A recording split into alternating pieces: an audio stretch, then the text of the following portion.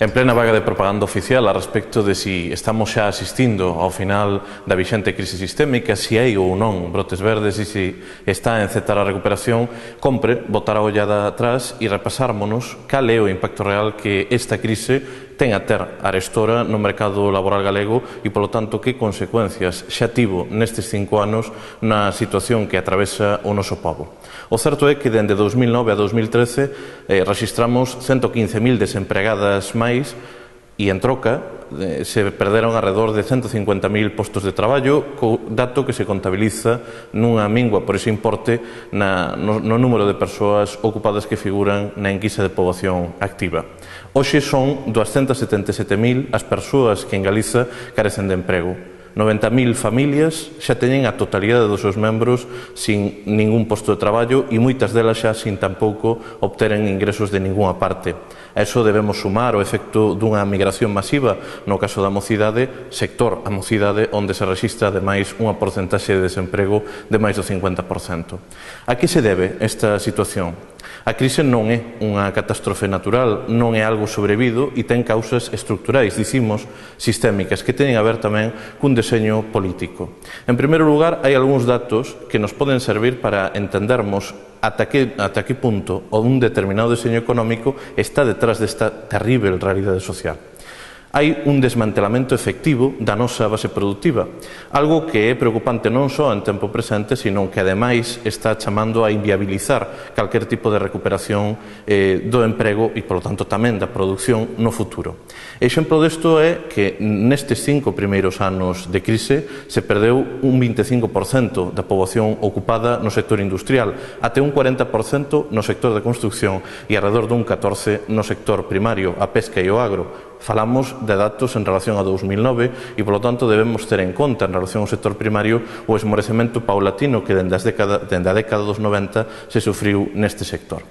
Barreras, Pescanova, Freiremar son innumeráveis os exemplos de empresas pioneiras, punteiras en sectores estratégicos para o noso país que parecen ou que son presentadas públicamente como chamadas a botar o peche. O certo é que esta situación sintomatiza algo ben importante e é a incapacidade do capital privado de pular polo desenvolvemento económico, de desenvolver as nosas capacidades productivas. E se o capital privado, se as empresas privadas non son quen de poñer en marcha a nosa potencialidade productiva, non son, polo tanto, quen de xerar unha mínima garantía de produción e, polo tanto, de traballo, que é o que se debe facer? Debemos continuar a subvencionar a fondo perdido, avalar con fondos públicos, habilitar liñas de crédito extraordinarias a empresas que aos poucos anos, e Pescanova é un exemplo claro disto, ameazan con desaparecer, con deslocarse ou que corren un risco certo de seren fragmentadas para ser absorbidas por grandes monopolios capitalistas de outras partes de Europa, ou en troques hai algunha outra alternativa.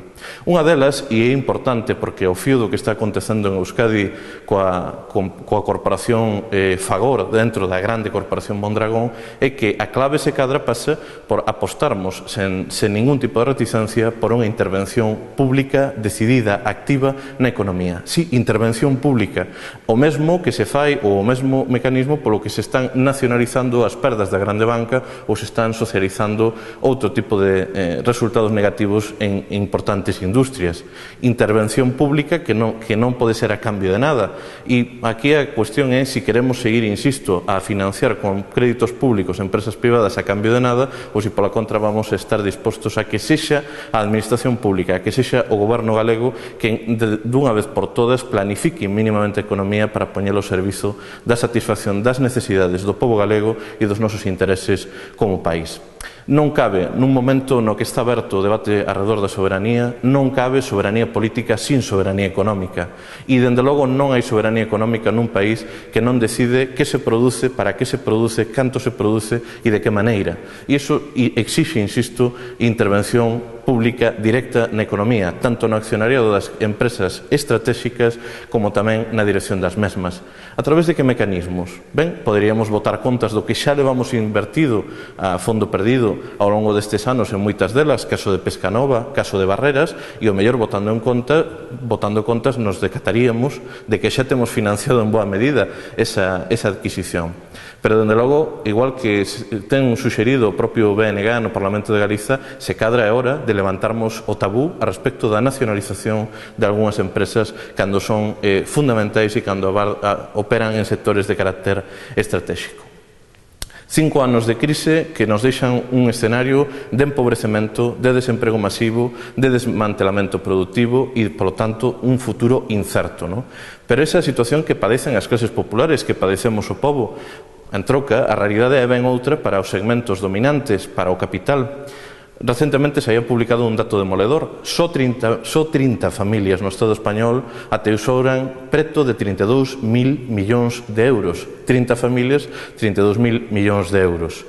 E o certo é que neste primeiro semestre do que vai de 2013, as empresas punteiras do capital monopolista español, esas que cotizan no denominado IBEX 35, registraron beneficios por importe de máis de 16.000 millóns, o que supón un incremento dun 25% neses rendementos, nese lucro do que eran de capital privado. Logo, a crise sigue, parece que se vai manter na medida en que nós non sexamos quen de alterar a correlación de forzas, que pulen, que permitan un cambio radical, unha mudanza radical nas políticas, a principiar por colocar dunha vez por todas a economía ao servizo da xente.